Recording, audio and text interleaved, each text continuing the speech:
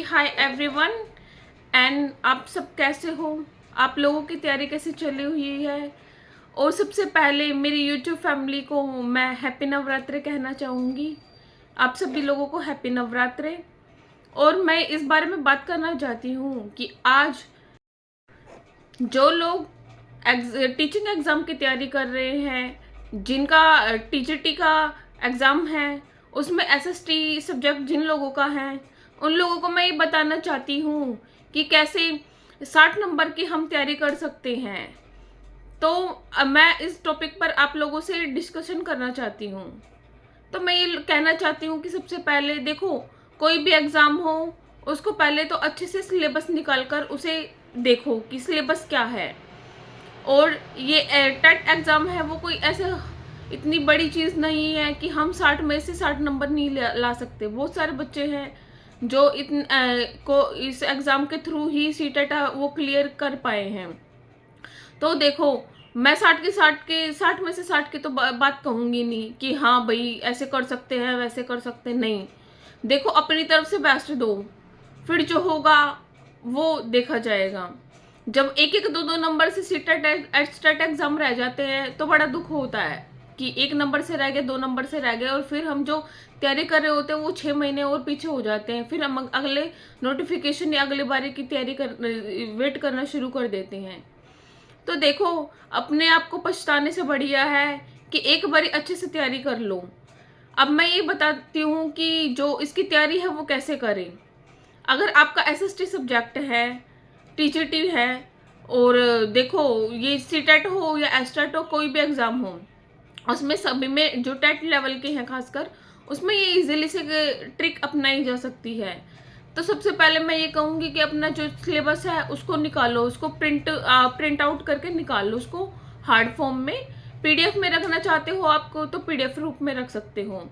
और सबसे पहले जो 6 to 10th क्लास की, 8th क्लास नहीं, 6 to 10th क्लास की जो एनसीईआरटी है उसको अच्छे से रीड करो, और एक एक लाइन के जो मेन क्वेश्चन है उसके नोट्स बनाओ। नोट्स है वो ऐसे नहीं किसी भी कॉपी के अंदर, नोटबुक के अंदर बना लो, वो ऐसी साफ सुथरी सी होनी चाहिए, नए सिरे से अपने रजिस्टर बना लो। और एक एक लाइन के जो क्वेश्चन है, वन लाइन क्वेश्चन के नोट्स बना लो। मैंने भी ऐसे ही एग्जाम के नोट्स बना रखे हैं, और ऐसे ही मैंने अपना जो सीटेट है वो उस एग्जाम को क्वालिफाई किया है। तो आप लोग भी कर सकते हो, ठीक है।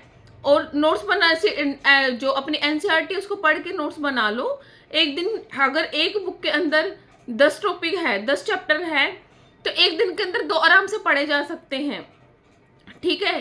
देखो, मैक्सिमम है ना आधा घंटा लगेगा तो चैप्टर पढ़ने के अंदर, कोई बहुत ज्यादा नहीं लगेगा। 6th 7th की तो बहुत इजीली हो जाएगी, 8th 9th 10th में थोड़ा सा टाइम लग सकता है क्योंकि इसके पार्ट भी ज्यादा है।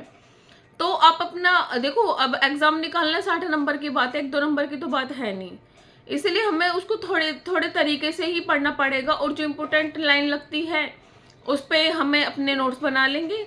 नोट्स बनाएंगे तो उसको नोट्स बनाने के बाद एक बार उसको रिवीजन भी करेंगे कि हमने जो नोट्स बनाए हैं वो कैसे बनाए हैं, और जो इम्पोर्टेंट लाइन है वो ही बनाओ। ये नहीं है कि हाँ पूरा रजिस्टर भर दिया, ऐसे बिल्कुल भी नहीं करना है। जो इम्पोर्टेंट लाइन लगती है उसी के ही नोट्स बनाने हैं। जो खासकर जो एसएसटी में जो ईयर आते हैं ना हिस्ट्री के बुक के अंदर, ईयर वाली चीज़ों को थोड़ा सा ध्यान रखना कि पानीपत की लड़ाई कब हुई थी, और ये जो वॉर वगैरह रिलेटेड चीज़ें हैं ना, कब किस राजा का जन्म कब हुआ था, कहाँ हुआ था, कौन से युद्ध में कौन जीता था, कौन हारा था। तो इन सब चीज़ों का थोड़ा सा ध्यान रखना है, क्योंकि ना देखो, नॉर्मली तो हम पैडागोजी होती है उसको तो आराम से हम कर पाते हैं, मगर हम इन्हीं क्वेश्चनों में फंस जाते हैं कि वो रिलेटेड, और क्वेश्चन है वो ऐसे ही आता है। इसलिए हमें चीज़ों को थोड़ा सा रिलेट करके और थोड़ा अच्छे से तरीके से नोट्स बनाने हैं। और नोट्स बनाने के बाद उसको रिवाइज करना भी बहुत ज़रूरी है। यूट्यूब पर आप देख सकते हो, देखो मेरा तो एक छोटा सा चैनल है, सीधी सी बात है, तो मेरे को कोई वो नहीं है कि हाँ इसके करो इसके ना करो। वो आप किसी भी टॉपिक पर आप यूट्यूब पर बहुत सारी वीडियो मिल जाएंगी आपको, उससे देख सकते हो, किसी भी चैनल को आप देखकर अपने नोट्स बना सकते हो, और गूगल करके बनाना चाहते हो तो वैसे बना सकते हो। तो इसमें मैं किसी पर्टिकुलर किसी एक चैनल का नाम नहीं लूँगी, क्योंकि देखो एग्ज़ाम को क्लियर करना है तो मेहनत तो हमें करनी पड़ेगी। और नोट्स बनाने के साथ साथ previous year question paper last 5 साल के ज़रूर देखो। अगर आप 5 साल के नहीं देख रहे हो तो 3 साल के तो ज़रूर देखो, क्योंकि उससे क्या होगा कि हमें अपने एग्ज़ाम है उसको क्रैक करने में हमें बहुत ज़्यादा हेल्प मिलेगी। और हमें ये भी पता चलेगा कि किस तरह के क्वेश्चन आते हैं, किस तरह के नहीं आते हैं, और कौन से क्वेश्चन है। क्योंकि देखो कुछ ना कुछ क्वेश्चन ऐसे होते हैं, वो एक ही क्वेश्चन होता है मगर है ना उसका जो तरीका होता है वो अलग अलग तरीके से दे देते हैं। तो और फिर यही एग्जाम, देखो एक एनसीईआरटी की बुक है, उसमें से कितने क्वेश्चन बना लोगे, तो क्वेश्चन है वो कुछ रिपीट भी होते रहते हैं। तो इसीलिए हमें अपने थोड़ी सी कॉमन सेंस का यूज़ करके अपने एग्ज़ाम है उसकी तैयारी करनी है, ठीक है। और साथ के साथ एक हफ्ते के अंदर मिनिमम 2 मॉक तो ज़रूर लगाओ। एक भी लगा सकते हो, देखो अभी 2 महीने हैं, आराम से एग्ज़ाम की तैयारी की जा सकती है। तो इसीलिए अगर आप एक हफ्ते के अंदर 2 मॉक भी लगा रहे हो और फुल लेंथ वाले जरूर लगाओ, क्योंकि उससे ना आपको ज़रूर पता चलेगा कि किस तरह के क्वेश्चन आते, किस तरह के नहीं आते। और अपने जो 60 है, 60 में से 55 क्वेश्चन है वो आप इजीली तरीके से क्रैक कर सकते हो।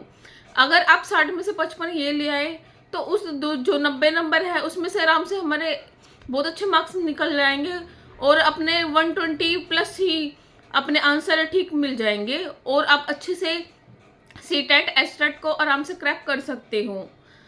और आपकी कोई क्वेरी हो, आप कुछ पूछना चाहते हो तो नीचे वीडियो के नीचे कमेंट कर सकते हो। और मेरी वीडियो को ज़्यादा से ज़्यादा लाइक शेयर एंड सब्सक्राइब कीजिएगा। Thank you and once again happy Navratri आप सभी को। बाय।